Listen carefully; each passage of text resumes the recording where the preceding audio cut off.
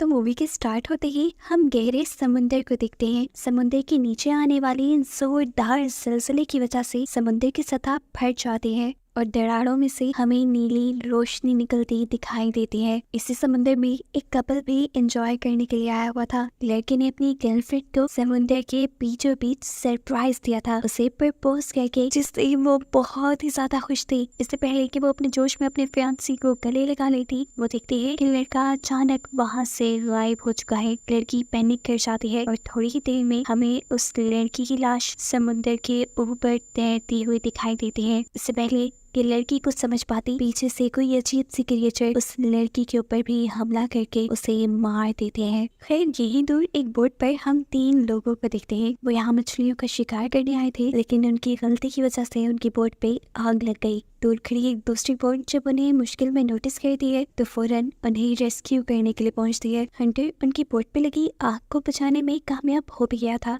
ये सारा इन बोट पे मौजूद लोगों की वजह से ही हो रहा था। एक तो वो बोट पे फायर क्रैकर्स लेकर आए हुए थे और दूसरा ड्रिंक भी कर रहे थे। हंटर जब उन्हें मना करता है, लेकिन वो हंटर की बातों पे ज्यादा ध्यान नहीं देते। इनकी बोट के ऊपर और भी बहुत से फायर क्रैकर्स थे, जिन्हें हंटर अपनी बोट के ऊपर शिफ्ट कर लेता है, क्योंकि वो यहाँ का सुपरवाइजर था। सीन कट होकर दूसरी तरफ हम एक आदमी को देखते हैं जो दूर पहाड़ की चोटी से अपनी दूरबीन के जरिए समुद्र के बीचों बीच चमकती हुई ब्लू लाइट को नोटिस कर रहा था। और समुद्र के ठीक उसी ब्लू लाइट वाले पॉइंट पर हंटर और उसका ग्रुप जो हंटिंग कर रहे थे, उनके भी हुक में कुछ बड़ा फंसता है, जिसके फंसने पर ये सभी लोग खुश होते हैं। और जिस तरह ये लोग उस चीज को ऊपर की तरफ खींच रहे थे, इनको बहुत ताकत लगानी पड़ रही थी। साफ मतलब था कि नीचे कोई बहुत बड़ी चीज है। जैसे ही ये लोग उस चीज को अपनी बोट में ला के रखते हैं तो उन्हें वहाँ डेड इंसान मिलता है, जिसका पूरा मुंह ब्लू हो चुका था। उन्हीं की ग्रुप मेंबर जेड को ये काफी अजीब लगता है और इस चीज की इन्वेस्टिगेशन करने के लिए कि आखिर इस इंसान को हुआ क्या, वो अंडर वाटर अपना कैमरा भेजती है और उसे समुंदर के नीचे से नीली लाइट निकलती हुई दिखाई देती है। और ये चीज बिल्कुल भी नॉर्मल नहीं थी। हंटर फौरन अपनी करीब अथॉरिटीज को इन्फॉर्म कर देता है इस चीज के बारे में। अब ये लोग दोबारा समुंदर पे एक नजर डालते हैं और इन्हें समुंदर में जगह जगह पानी के ऊपर ही ब्लू लाइट दिखाई दे रही थी। ये सब नोटिस करके ये लोग जैसे ही पीछे मुड़े तो शॉक रह गए, क्योंकि वो डेड बॉडी भी उनकी बोट पे नहीं रही थी। जेट उस इंसान को इधर उधर ढूंढती है और एकदम से पीछे से उसके ऊपर वही इंसान हमला कर देता है, जिसके बारे में पता चला कि वो एक ज़ॉम्बी बन चुका है, जिसने अब जेड के कंधे पे काट के उसे बुरी तरह जख्मी कर दिया था। यही करीब रे ये सारा नजारा देख लेता है और इससे पहले कि ये क्रिएचर रे के ऊपर भी हमला कर देती, पीछे से हंटर एक चाकू लिए आता है और इस ज़ॉम्बी के जिस्म में स्टैब कर देता है। लेकिन ये ज़ॉम्बी तो कुछ ही मिनट में इस हमले से रिकवर कर चुका था और हंटर दोनों पे ही हमला करने वाला था। अपने आप को बचाने के लिए ये दोनों एक दूसरे का साथ देते हैं और किसी तरह उस ज़ॉम्बी को समुंदर में गिराकर अपना पीछा उसे छुड़वा लेते हैं।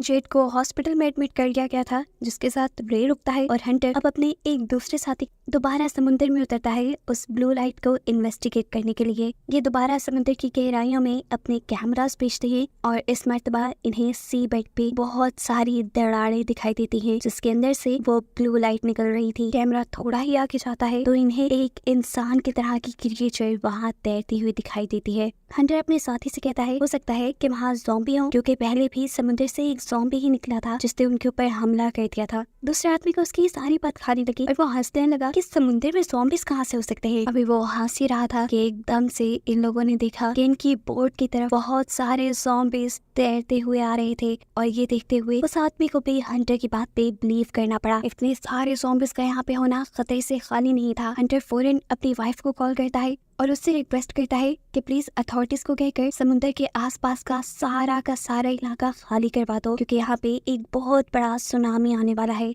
उसके कहने के मुताबिक यहाँ पर सुनामी साइरन्स बजने लगते हैं, जो कि एक वार्निंग थी लोगों के लिए कि वो यहाँ से चले जाएं। लेकिन बेवकूफ लोग यहाँ से जाने के बजाय उल्टा होड़ से समुद्र को ही देखने लगे, जिसमें पानी बहुत तेजी से पीछे की तरफ मूव हो रहा था। हंटर और उसका साथी तेजी से दोबारा साहिल की तरफ आने की कोशिश कर रहे थे ताकि वो वहाँ पर शहरियों की मदद कर पाए, लेकिन फिर अचानक वो देखते हैं कि उनके पीछे एक बहुत बड़ी तूफान की लहर आ रही है और उस लहर में बेशुमार ज़ॉम्बीज़ हैं। हंटर अपनी बोट की स्पीड फुल कर देता है जितना तेजी से वो भाग सकता था वो अपनी बोट को भगा रहा था, लेकिन उस लहर की स्पीड इनकी स्पीड से कई गुना तेज थी और आखिर वो लहर इनकी बोट से टकरा ही जाती है और उसमें मौजूद ज़ॉम्बी से बचने के लिए इन दोनों को अपना कंट्रोल पैनल छोड़कर रूम में छुपना पड़ जाता है। एक ही सेकंड में इस ज़ॉम्बी सुनामी ने जैसे पूरे साहिल को तबाही कर दिया था। ज़ॉम्बीज यहाँ खड़े लोगों के ऊपर पागलों की तरह हमला करने लगे थे। इसी सुनामी के साथ हंटर और उसके साथी की बोट भी साहिल पे आ जाती है और वो लोग भी इन ज़ॉम्बीज से बचते हुए यहाँ से निकलने की कोशिश में लग जाते हैं। यहाँ हॉस्पिटल में रे को बताया जाता है कि इस इलाके को तेजी से खाली किया जा रहा है। काफी सारा स्टाफ भी जा चुका था। इसी वजह से जेड को देखने के लिए यहाँ कोई डॉक्टर नहीं रहा था। यहाँ साहिल पर भी बस अब कुछ ही सर्वाइवर्स बचे हुए थे जिनको जेड और उनका साथी आने वाले खतरे के बारे में इन्फॉर्म करने की कोशिश तो करता है, लेकिन अब काफी देर हो चुकी थी। ज़ॉम्बीज बिल्कुल उनके पीछे थे जो उनके ऊपर हमला करके उनको भी ज़ॉम्बी बना देते हैं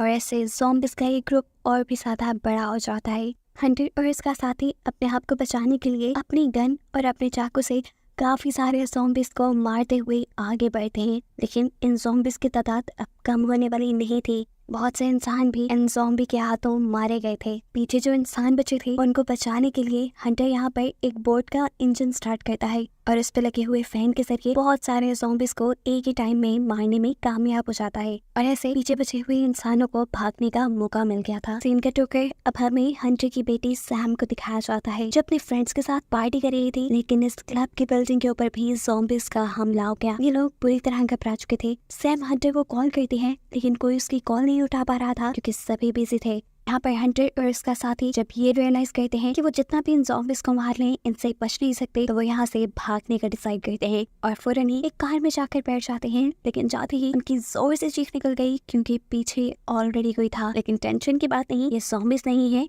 इंसान ही है। यहाँ हॉस्पिटल के अंदर जेड को सिर्फ एक ही सेकंड के लिए होश आया था और उसके बाद वो मर चुकी थी। ये देखते ही रे दुखी हो गया, लेकिन अगले ही पल जेड जिंदा हो गई, वो भी एक ज़ॉम्बी बनकर। और ये देखकर रे घबरा चुका था। इससे पहले कि रे वहाँ से भाग जाता, जेड उसके ऊपर हमला कर देती है, लेकिन तभी उसी टाइम रूम में एक डॉक्टर आ जाता है तो जेड रे को छोड़कर उसको काट लेती है और जेड को यहाँ से भागने का मौका मिल जाता है। थोड़ी देर बाद जब हंटर की वाइफ इनी केंसी हॉस्पिटल का विजिट करती है तो वो ये देखकर पूरी तरह घबरा चुकी थी कि जेड ने उसके पूरे हॉस्पिटल स्टाफ के ऊपर हमला करके उन्हें ज़ॉम्बी बना लिया था। इससे पहले कि वो केंसी के ऊपर भी हमला करती, केंसी वहां से भागती है और एकदम से कोई आगे से बढ़कर उसे पकड़कर एक कमरे में खींच लेता है। ये वही था जो पहले भी इन ज़ॉम्बी से ही बचकर भाग रहा था। अब यहाँ ज़ॉम्बीज मिल गए, दरवाजा तोड़ने की कोशिश में लग जाते हैं, जबकि यहीं से केंसी और रे एक दूसरे रूम में चले जाते हैं अपने आप को बचाने के लिए, जहाँ से इनका सामना हो जाता है व्हील चेयर पे बैठे एक और ज़ॉम्बी से। यहाँ हंटर का भी पूरा ग्रुप पुलिस स्टेशन तक पहुँचता है और यही उनके पीछे बहुत सारे ज़ॉम्बीज पड़ जाते हैं। अपने आप को बचाने के लिए वो लड़का अपनी वाइफ को ज़ॉम्बीज के हवाले करके पुलिस स्टेशन के अंदर जाकर वहाँ का दरवाजा बंद कर लेता है। उससे जो किया था वो बहुत गलत था। हंटर जब उससे इसके बारे में सवाल करता है तो वो उल्टा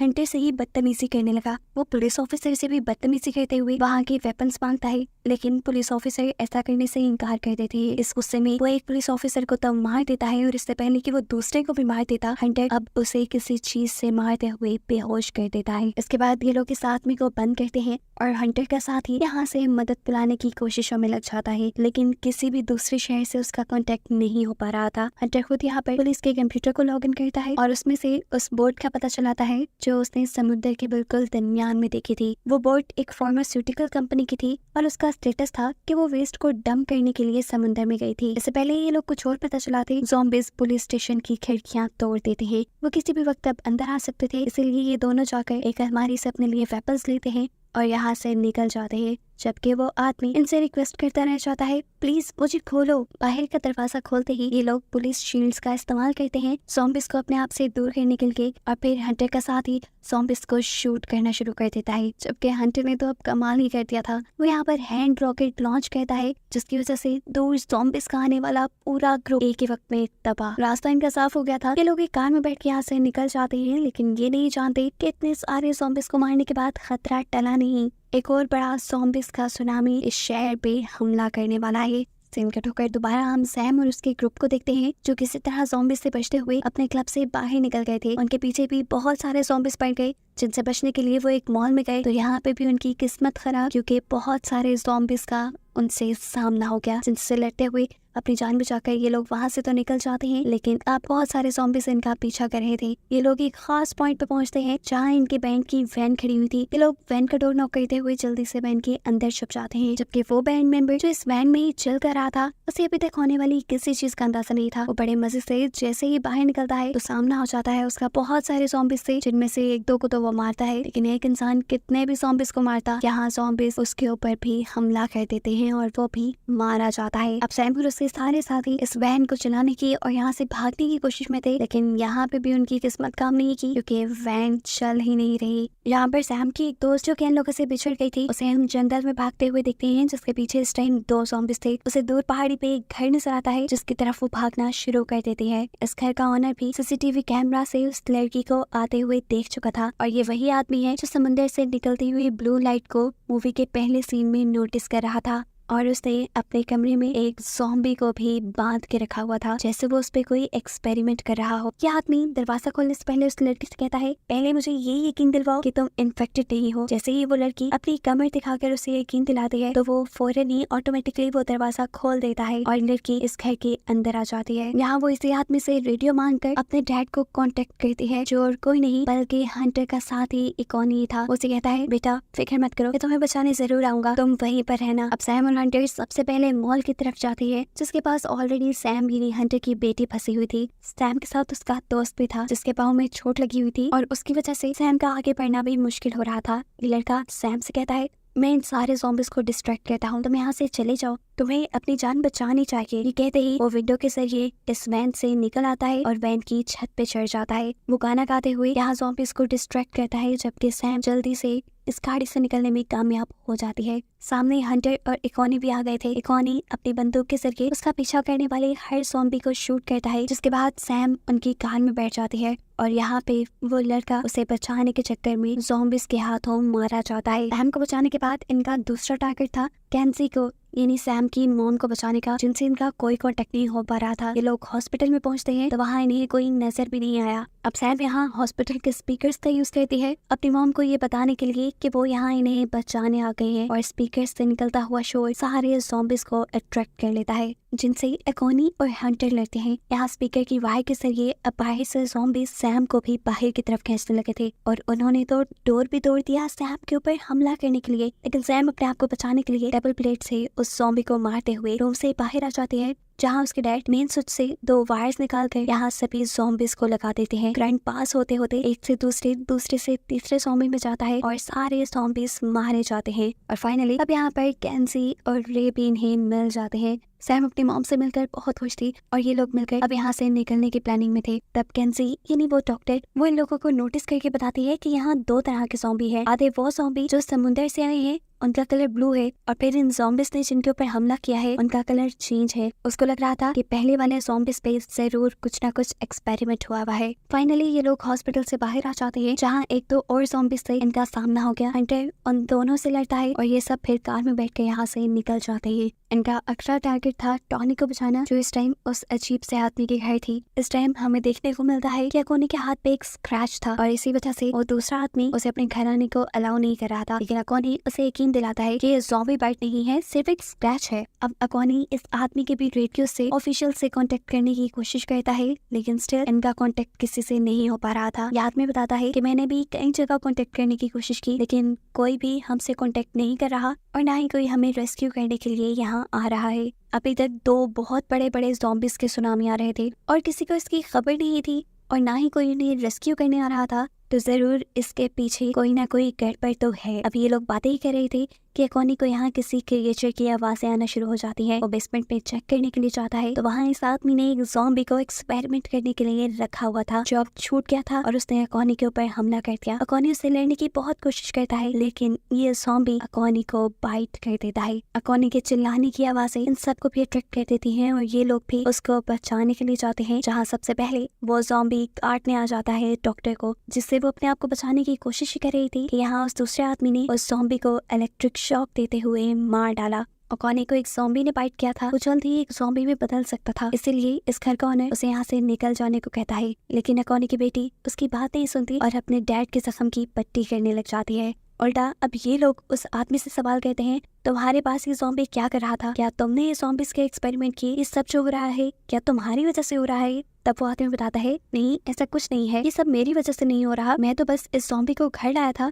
और इन पे एक्सपेरिमेंट करके ये जानने की कोशिश कर रहा था कि इनकी कमजोरी क्या है। और मुझे ये बात पता भी चल गई, ये ज़ॉम्बीज़ फोर्स गैस की वजह से बने हुए हैं, इसीलिए इलेक्ट्रिक गन से इन्हें मारना बहुत ज्यादा आसान है। उसकी ये बात सुनते हुए हंटर अपने ब्लेड के साथ टीजर गन को अटैच कर देता है ताकि आसानी से वो और ज़ॉम्बीज़ को मार सके। अब कोई इन्हें रेस्क्यू करने तो आ नहीं रहा था, अगर इन्हें अपनी जान बचानी थी तो खुद ही ज़ॉम्बीज़ को मारने का कोई प्लान बनाना था। हंटर के दिमाग में एक प्लान आ भी चुका था, हमें किसी तरह सारे ज़ॉम्बीज़ को पानी में लेकर जाना होगा और फिर हम पानी के अंदर करंट छोड़ देंगे जिससे सारे ज़ॉम्बीज़ एक ही टाइम में मारे जाएंगे। और जब हम सारे ज़ॉम्बीज़ को ही मार देंगे तो ना ही कोई ज़ॉम्बी इंसान पर अटैक करेगा और ना ही कोई इंसान ज़ॉम्बी में बदलेगा। उसका यह प्लान सुनते हुए यह आदमी उन्हें बताता है कि उसके पास बहुत से ग्रेनेड और ऐसी चीजें हैं जिनसे ज़ॉम्बी के ऊपर हमला किया जा सकता है। ये प्लान बनाते ही ये लोग जैसे ही बाहर निकलते हैं तो देखते हैं कि ज़ॉम्बीज़ भी इनके घर के अंदर आने में कामयाब हो चुके थे। इस टाइम जो हंटर ने वेपन बनाया था वो भी सही से काम नहीं कर रहा था और ज़ॉम्बीज़ इनके ऊपर हमला भी कर चुके थे। तब यहीं पर हंटर की मदद करने के लिए हंटर की वाइफ आती है। वो यहाँ पर मौजूद एक क्रशिंग मशीन ऑन कर देती है और ये दोनों मिलकर एक एक करके सभी ज़ॉम्बीज़ को उठा कर उस क्रशिंग मशीन के अंदर डालना शुरू कर देते हैं।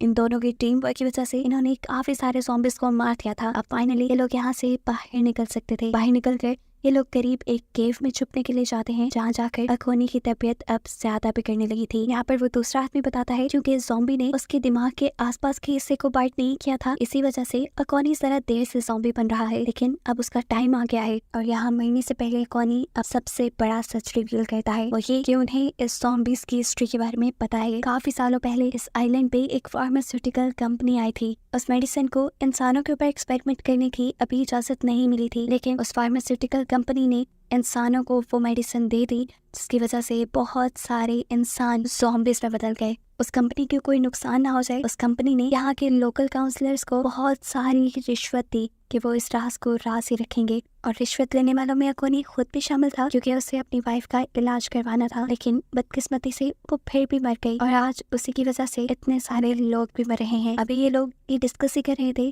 कि यहाँ पर इन्हें ढूंढते हुए बहुत सारे ज़ॉम्बीज़ आ जाते हैं। यहाँ पर हंटर अपने नए बनाए हुए वेपन से इन ज़ॉम्बीज़ से लड़ता है, जबकि दूसरी तरफ अकोनी भी मर जाता है। इससे पहले कि वो अब ज़ॉम्बी बन के जिंदा होता, उसकी बेटी उसके हाथ में एक ग्रेनेड रख देती है और इसके बाद ये सब लोग इस केव से बाहर निकल आते हैं। आखिरी बार टोनी अपने डैड को एक ज़ॉम्बी बने हुए देखती है और उसी सेकंड उसके हाथ में पकड़ा हुआ ग्रेनेड ब्लास्ट हो जाता है और इस केव में मौजूद सभी ज़ॉम्बीज़ मारे जाते हैं। ये लोग अब साहिल के किनारे पहुंच जाते हैं जहाँ जाके इन्हें अपना प्लान एग्जीक्यूट करना था। टोनी, रे और वो दूसरा लड़का बोट में बैठकर दूर चले जाते हैं, जब यहाँ पर हंटर और उसकी फैमिली सभी ज़ॉम्बीज़ को एक रेडियो के जरिए अट्रैक्ट करते हुए पानी तक ले जाने का काम करती है। बहुत सारे ज़ॉम्बीज़ पानी तक पहुंच जाते हैं, लेकिन एक अल्फा ज़ॉम्बी यहाँ हंटर के पीछे पड़ जाता है, जिससे हंटर को हाथ से लड़ना पड़ता है क्योंकि इस टाइम हंटर का वेपन काम नहीं कर रहा था। लड़ते लड़ते वो उसे भी पानी तक ले जाता है और एक और मर्तबा उस ज़ॉम्बी पे अपने वेपन से हमला करता है और इस टाइम उसका वेपन काम करने पे उस ज़ॉम्बी का सर ही कट जाता है।